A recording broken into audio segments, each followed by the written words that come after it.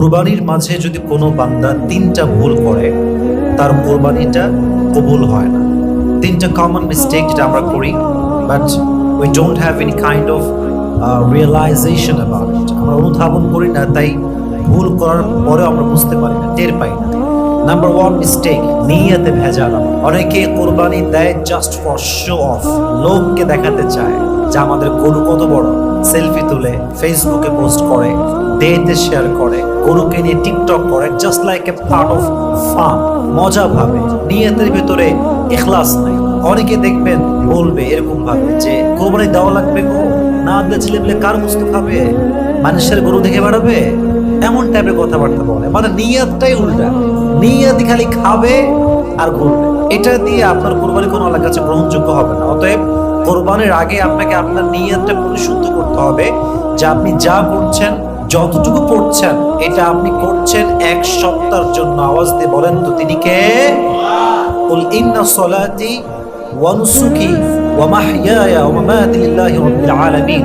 আমার নামাজ, আমার রোজা, আমার জীবন, আমার কুরবানি, আমার সমস্ত কিছু, সব কিছু হবে এক সপ্তাহের জন্য। তিনি কে? আর মাথায় রাখবেন, কুরবানির গোশত দিয়ে কিন্তু আল্লাহর কোনো লাভ নাই। কুরবানির গরুর সাইজ দিয়ে আল্লাহর কোনো লাভ নাই। আল্লাহ আপনার হৃদয় দেখবে। ইন্নাল্লাহা লা ইয়ানজুরু ইলা সুওয়ারিকুম ওয়া আমওয়ালিকুম ওয়া ইন্নাল্লাহা ইয়ানজুরু ইলা কুলুবিকুম ওয়া আমালিকুম। আল্লাহ সুবহানাহু ওয়া তাআলা does not look at your body, does not look at your wealth, does not look at your appearance. আপনার সম্পত্তি দিয়ে আল্লাহর কোনো লাভ নাই, আপনার রূপ বা দেহের গঠন দিয়ে আল্লাহর কোনো লাভ নাই। আল্লাহ বান্দার দুইটা জিনিস দেখে, এক বান্দা ইলা কুলুবিকুম, বান্দার অন্তর, দুই হচ্ছে বান্দার নেক আমল। অতএব আমরা আমাদের হৃদয়টা পরিষ্কার রেখে কোরবানি করব। রাজি আছেন তো ইনশাআল্লাহ? অতএব গোশত খাওয়ার নিয়তে মানুষ দেখানোর উদ্দেশ্যে কোরবানি করা যাবে না। সকলে বলেন ইনশাআল্লাহ। দুই, কোরবানির ক্ষেত্রে একটা কমন মিস্টেক আমরা করি, এটা হচ্ছে পশু এমন ক্রয় করি মাঝে মাঝে আমরা, যেটা আয়েব যুক্ত হয়। আয়েব যুক্ত মানে কি? গরুর কোনো একটা ফল্ট থাকে, পশুর কোনো একটা ফল্ট থাকে। ফর এক্সাম্পল, পশু এতটাই ল্যাংড়া যে হাঁটতে পারে না, খোড়া।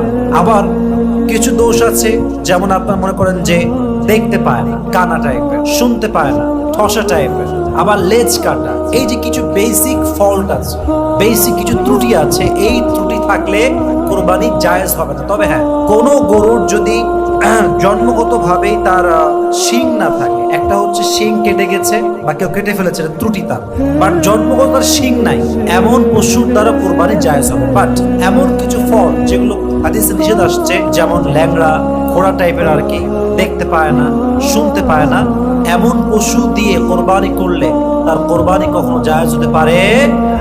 তিন নাম্বার, কোরবানি করার ক্ষেত্রে একটা ভুলের জন্য অনেকের কোরবানি বাতিল হয়ে যায়। এই মূল কারণটা অনেকে আমরা জানি না। কোরবানি আপনি যত বড় পশু দিয়েই দেন, হাটের সবচেয়ে বড় গরুতে দেন না কেন, যদি আপনার ইনকামের সোর্সটা হারাম হয়, সুদ হয়, ঘুষ হয়, মানুষের টাকা মেরে খাওয়া টাকা হয়, এই কোরবানি যত বড়ই হোক, যত বড় গরুই হোক, এটা আল্লাহর কাছে কখনো কবুল হতে পারে। হালাল হওয়া জরুরি, কোরবানিটা হালাল ভাবে দেওয়া লাগবে। আল্লাহ আমাদের সবাইকে বোঝার তৌফিক দান করুন। সকলেই আমরা মন খুলে পড়ছি আমিন।